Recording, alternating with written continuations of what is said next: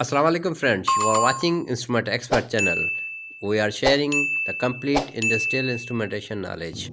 अस्सलाम वालेकुम दोस्तों, मैं हूं फैसल अहमद और आप देख रहे हैं इंस्ट्रूमेंट एक्सपर्ट चैनल। जैसा कि आज हमारा टॉपिक है डीकेट बॉक्स, तो मैं आपको बताऊंगा कि रेजिस्टेंस डीकेट बॉक्स जो है वो किस तरह काम करता है और उससे हम क्या क्या काम लेते हैं और फील्ड में कहाँ पे यूज होता है। जैसा कि मेरी पिछली वीडियो कंट्रोलर के ऊपर थी, तो मैंने आपको कहा था कि इंशाल्लाह मैं आपको डीकेट बॉक्स के ऊपर जो है वो एक वीडियो बना के बताऊंगा मुख्तसर सी।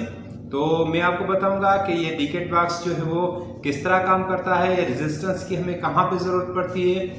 तो मैंने एक आरटीडी रखा हुआ है, जिस तरह के हमारे फील्ड में जो है वो आरटीडी लगे होते हैं, तो वो आरटीडी मुख्तलिफ आउटपुट जो है वो देती हैं। जिस तरह डीसीएस पे जाती है या कंट्रोलर पे हम एक यूनिट पे उससे ऑपरेट करा रहे होते हैं, टेम्परेचर की अलार्म ले रहे होते हैं या इससे कंटिन्यूसली हम टेम्परेचर ले रहे होते हैं। तो अगर वो आरटीडी फील्ड में ख़राब हो जाए तो हमें कैसे पता चलेगा कि आरटीडी ख़राब हुई है या हमारी जो है वो रेजिस्टेंस जो है वो सही नहीं आ रही, फील्ड तक नहीं पहुंच रही, कहीं से वायर ब्रेक है। तो वो चीज़ें हम वेरीफाई करने के लिए डीकेट बॉक्स यूज़ करते हैं या लैब में जिस तरह हम कैलिब्रेशन करते हैं ट्रांसमीटर की, टेम्परेचर ट्रांसमीटर। तो मैं आपको दिखाता हूँ, ये एक टेम्परेचर ट्रांसमीटर है हमारे पास, जिसमें आउटपुट जो है वो 420 मिलियन है और इनपुट जो है वो रेजिस्टेंस है। तो रेजिस्टेंस इनपुट टेम्परेचर जो है ट्रांसमीटर उसके जो सेंसर होते हैं वो आरटीडी होते हैं या थर्मोकपल या कुछ और भी, जिस तरह कोई हम इनपुट ले। तो वैसे तो हमें टेम्परेचर की ही ज़रूरत पड़ती है। तो इस ट्रांसमीटर को लैब में कैलिब्रेट करने के लिए हमारे पास टेम्परेचर बात नहीं है या हम जल्दी चाहते हैं कि क्योंकि टेम्परेचर जो है वो काफ़ी टाइम लेता है वैल्यू राइज और फॉलिंग में। तो हम चाहते हैं कि क्विकली हम जो है वो कैलिब्रेशन कर सकें टेम्परेचर ट्रांसमीटर की और हम आउटपुट उसकी देख सकें कि उसकी आउटपुट जो है वो सही है। तो इसी पर्पज़ के लिए हम जो है वो रेजिस्टेंस डीकेट बॉक्स जो है वो यूज़ करते हैं। तो मैं आपको दिखाऊंगा कि इसके जो है वो मुख्तलिफ कंपनियों के डीकेट बॉक्स होते हैं और मुख्तलिफ वैल्यू जो है वो उस पर जो है वो अप्लाई की हुई होती है। वेरिएबल्स होते हैं रेजिस्टर्स के जो कि रेजिस्टेंस को वेरी कर रहे होते हैं। तो मेन पर्पस हमारा होता है कि जो हमारी रेंज रिक्वायर्ड है टेम्परेचर, जो हम आरटीडी जो आउटपुट प्रोड्यूस करती है रेजिस्टेंस, तो उसी रेजिस्टेंस को हम एक मखसूस बॉक्स में जो है वो रख लेते हैं, सेट कर लेते हैं और हम इस पे इंडिकेशन जो है वो नंबरिंग जो है वो दे देते हैं। हमें पता चल जाता है कि इतनी जो हम जो आउट कराएंगे तो वो हमें आउटपुट जो है वो यहाँ से आउटपुट मिलेगी। तो मैंने एक डमी बनाई हुई है, फिलहाल मैं आपको दिखाता हूँ कि हम किस तरह इस चीज़ को ऑपरेट करते हैं। तो डीकेट बॉक्स में ये देखें कि 0.01 जो है वो वहाँ से उसकी वैल्यू शुरू हो रही है और ये देखें कि 0.1 जो है उसकी फिगर यहाँ पे दी हुई है। अगर हम इससे ऑपरेट करते हैं तो 0.1 डिजिट के बाद जो है वो इसकी वैल्यू चेंज होगी। इसी तरह मल्टीप्लाई बाय 1 लिखा हुआ है, जिस तरह अभी हमारे पास एक वैल्यू आ रही है, हम चाहते हैं कि उस वैल्यू को 1 बाय 1 स्टेप बढ़ाए। जिस तरह 5 है तो 6, 7, 8, 9, 10 जो है वो रेजिस्टेंस हम जो है वो बढ़ाते जाएंगे। फ़र्ज़ करें कि हम चाहते हैं कि हम 10 में जो है वो ओम जो है वो रेजिस्टेंस बढ़ाना चाहते हैं। तो अभी देखें कि जिस तरह हमारे पास थी कुछ वैल्यू, तो उसको हमने मल्टीप्लाई बाय 10 है। अगर 2 आ रहे हैं तो हमारे पास 24 हो गए, 20 होने चाहिए थे, मगर ये जो इसकी वैल्यू जो शुरू होती है ये 0 से नहीं है। तो इसीलिए तो देखें मल्टीप्लाई बाय 10। अगर हम चाहते हैं कि मल्टीप्लाई बाय 100 ओम हमें जो वो चाहिए, अभी देखें कि 196 नियर अबाउट जो है वो हमें रेजिस्टेंस मिल गई। मल्टीप्लाई बाय 1000 ओम तो हमारे पास जो है वो किलो ओम में रेजिस्टेंस आ गई। यही वैल्यू अगर हम 10,000 में करना चाहें तो हमारे पास देखें कि 12 किलो ओम जो है वो रेजिस्टेंस इस पे हमारे पास आ गई है।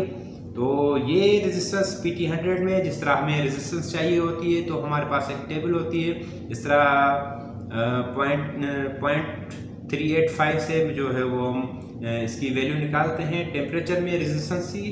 तो कैलकुलेशन टेबल आपके पास होनी चाहिए, या फिर आप जो है वो RTD के ऊपर मेरी एक वीडियो बनी हुई है जिसमें आप देखेंगे कि उसको किस तरह हम कन्वर्ट करते हैं।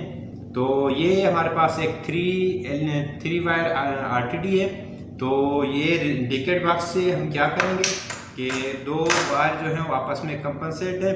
तो हम क्या करेंगे कि 2 वायर इसमें लगाएंगे और एक वायर जो है दूसरे टर्मिनल में कनेक्ट करेंगे, और वही वायर जो है वो हम ये ट्रांसमीटर में अप्लाई करना चाहते हैं। तो इस पे हम इसमें एक डायग्राम बना हुआ है, तो उसके अगेंस्ट हम जो है वो वायर जो है टर्मिनेट करेंगे यहाँ पे। अगर 4 वायर होता तो 2 वायर आपस में कंपनसेट होती और 2 वायर आपस में कंपनसेट होती। तो 2 वायर हम यहाँ पे इस पे कनेक्ट करते हैं और 2 इस पे कनेक्ट करते हैं। तो वही वैल्यू जो वायर्स जो है वो हम इस यहाँ पे 1 2 3 4 तक जो है वो कनेक्ट करते हैं। तो ये मकसद होता है डिकेड बॉक्स का।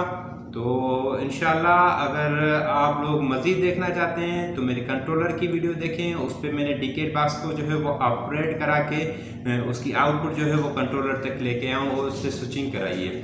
और यही वैल्यू मैंने यहाँ पे आपको दिखाई है कि जिस तरह हमें जो है वो किलो ओम में वैल्यू, ज़्यादा किलो ओम में वैल्यू चाहिए।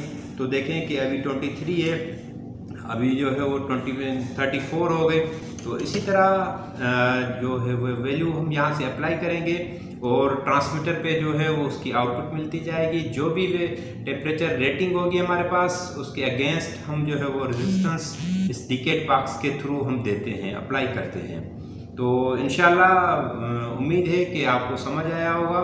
कि अगर फिर भी मैं दोबारा आपको बता देता हूँ कि डिकेड बॉक्स मुख्तलिफ कंपनी के होते हैं और हमें रेजिस्टेंस जो है वो चाहिए होती है।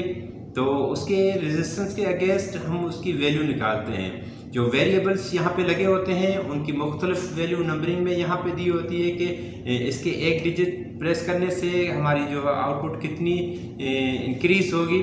तो वो हम इंक्रीज करते जाते हैं और अकॉर्डिंग टू टेबल हमारे जो टेम्परेचर रेजिस्टेंस चाहिए तो वो रेजिस्टेंस हम इसकी आउटपुट पे देखते हैं। और वही आउटपुट जो रेजिस्टेंस है हम टेम्परेचर में देते हैं, टेम्परेचर ट्रांसमीटर में देते हैं या सेंसिंग डिवाइस में देते हैं। तो वो रेजिस्टेंस सेंस करता है और उसके अगेंस्ट आउटपुट जनरेट करता है।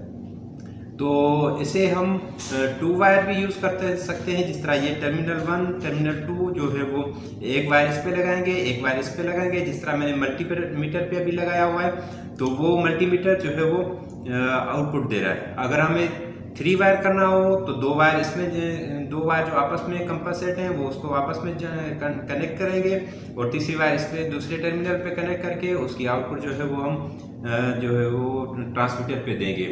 अगर वही ट्रांसमीटर हमारा 4 वायर RTD है तो इसको हम 4 वायर RTD भी बना सकते हैं कि 2 वायर हम यहाँ पे कनेक्ट करेंगे और 2 वायर जो है इस दूसरे टर्मिनल पे कनेक्ट करेंगे।